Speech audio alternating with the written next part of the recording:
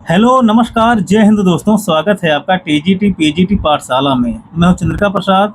यह वीडियो दोस्तों UP PSC LT grade GIC lecturer RO ARO BEO और UP PCS की मुख्य परीक्षा के लिए बहुत ही महत्वपूर्ण है दोस्तों। अगर आप इनमें से किसी भी परीक्षा की तैयारी करते हैं तो यह वीडियो आपके लिए है। राजनीतिक विचारकों के क्रम में आज का हमारा क्वेश्चन है जेएस मिल से संबंधित दोस्तों, जॉन स्टुअर्ट मिल से संबंधित क्वेश्चन है। जॉन स्टुअर्ट मिल के राजनीतिक दर्शन की विवेचना कीजिए। सबसे पहले आप क्वेश्चन को पढ़ेंगे और यह देखेंगे कि इसमें क्या पूछा गया है, क्या लिखना है, क्या नहीं लिखना है। तो मिल के राजनीतिक दर्शन को इसमें पूरा लिखना है। इसमें हमने पूरा बताया है। अगर उसमें से कोई अलग भी पूछता है, कोई तोड़कर भी पूछता है, तो उसका उत्तर भी आप लिख ले जाएंगे अगर आप पूरा वीडियो देख रहेंगे। तो अपने उत्तर को आपको 3 भागों में बांट कर लिखना है। सबसे पहले एक छोटी सी भूमिका, उसके बाद क्वेश्चन का मुख्य भाग और लास्ट में क्या लिखेंगे, निष्कर्ष। इसकी भूमिका में हमने लिखा है दोस्तों कि जॉन स्टुअर्ट मिल यानी कि जेएस मिल 19वीं सदी के महान ब्रिटिश उदारवादी विचारक थे। उन्होंने बेंथम के उपयोगितावाद को संशोधित करके उसे गुणात्मक आधार प्रदान किया था। जेएस मिल ने दोस्तों बेंथम के उपयोगितावाद में संशोधन किया था। बेंथम का उपयोगितावाद मात्रात्मक प्रकृति का था, लेकिन मिल ने उसमें संशोधन करके उसे गुणात्मक आधार प्रदान किया। मिल को दोस्तों अंतिम उपयोगितावादी और प्रथम व्यक्तिवादी विचारक माना जाता है। उसने यानी कि मिल ने व्यक्ति की स्वतंत्रता तथा गरिमा को अपने दर्शन का केंद्र बिंदु बनाया। जेएस मिल को दोस्तों व्यक्ति की स्वतंत्रता का पैगंबर माना जाता है। तो इतनी बातें आप इसकी भूमिका में लिख सकते हैं। अब हम बढ़ते हैं आगे क्वेश्चन के मुख्य भाग पर। सबसे पहले हम लिखेंगे दोस्तों उपयोगितावाद में संशोधन। मिल ने दोस्तों सबसे पहले बेंथम के उपयोगितावाद में संशोधन किया था। इसमें आप लिख सकते हैं कि मिल ने बेंथम के मात्रात्मक उपयोगितावाद की आलोचना की तथा उसमें गुणात्मक सुधार किया। मिल ने दोस्तों बेंथम का जो उपयोगितावाद था वह मात्रात्मक प्रकृति का था, उसमें संशोधन करके उसे गुणात्मक आधार प्रदान किया। उसने बौद्धिक और मानसिक सुख को शारीरिक सुख से उच्च माना। जेएस मिल ने दोस्तों बौद्धिक सुख और मानसिक सुख को शारीरिक सुख से उच्च माना। बेंथम ने क्या माना था?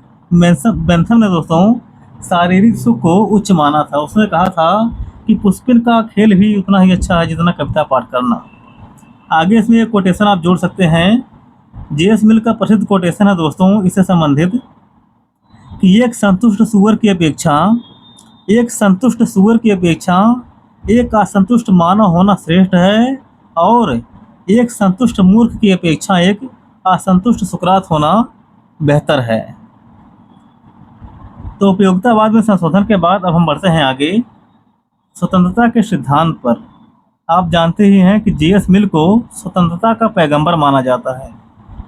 जेएस मिल ने माना है दोस्तों कि स्वतंत्रता व्यक्ति के विकास के लिए जरूरी है। जेएस मिल ने स्वतंत्रता को 2 भाग में बांटा है। पहला है स्व विषयक स्वतंत्रता और दूसरा है पर विषयक स्वतंत्रता। स्व विषयक क्या है? जिसका प्रभाव केवल स्वयं पर हो, वह है स्व विषयक स्वतंत्रता। यह है व्यक्ति को पूर्ण रूप से स्वतंत्र बनाता है। इससे संबंधित एक कथन है कि व्यक्ति अपने शरीर और अपने मन पर संप्रभु है। इतनी बातें आप इसमें लिख सकते हैं। दूसरा है पर विषयक स्वतंत्रता, जिसका प्रभाव दूसरों पर पड़े। हान के सिद्धांत के आधार पर राज्य जो है व्यक्ति के पर विषयक स्वतंत्रता में हस्तक्षेप कर सकता है।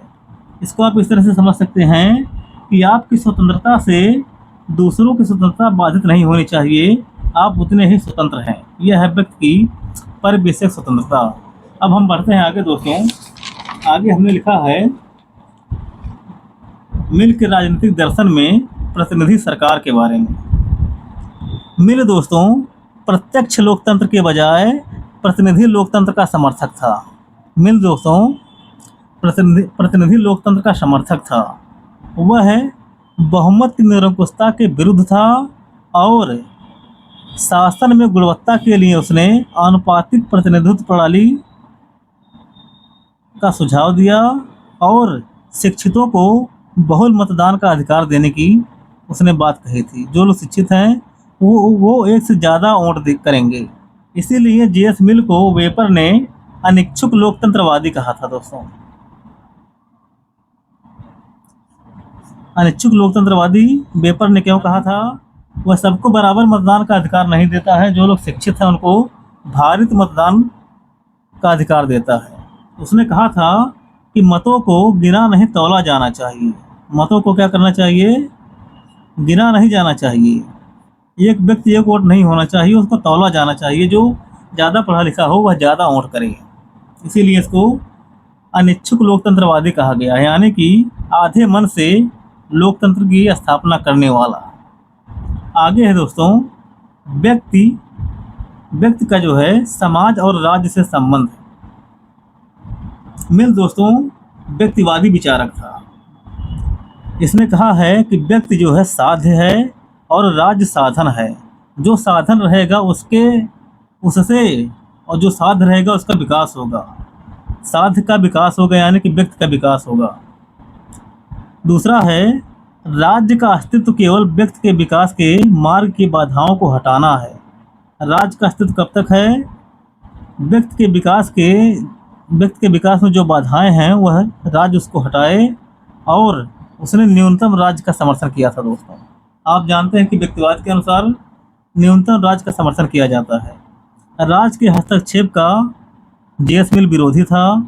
उसका मानना था कि राज्य का हस्तक्षेप व्यक्ति की आत्मनिर्भरता को कुंठित करती है तथा उसके चरित्र को नष्ट कर देती है। यह दोस्तों कोटेशन है, इसको भी आप लिख सकते हैं। यहाँ पर हमने इसको लिखा है, राज्य का हस्तक्षेप व्यक्ति की आत्मनिर्भरता को कुंठित कर देता है तथा उसके चरित्र को नष्ट कर देता है। यह इससे संबंधित कोटेशन है, इसको भी आप लिख सकते हैं।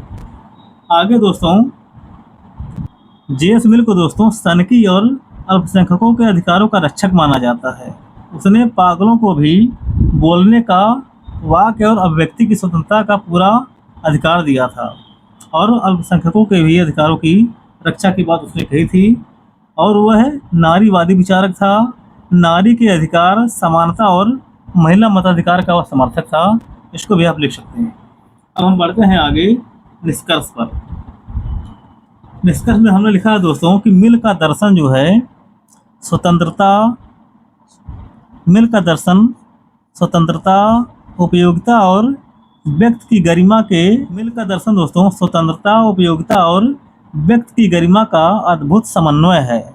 मिल ने व्यक्ति को साध्य मानकर आधुनिक उदारवादी लोकतंत्र की नींव रखी थी। इसकी आधुनिक उदारवादी लोकतंत्र की जो महत्वपूर्ण कीवर्ड रहे उसको आप इस तरह से अंडरलाइन कर देंगे। यहाँ हमने आपको बताने के लिए हाइलाइटर का प्रयोग किया है। तो इस तरह से दोस्तों इसका उत्तर आप लिख सकते हैं। अब हम मिलते हैं जल्द ही अगली वीडियो में। तब तक के लिए जय हिंद।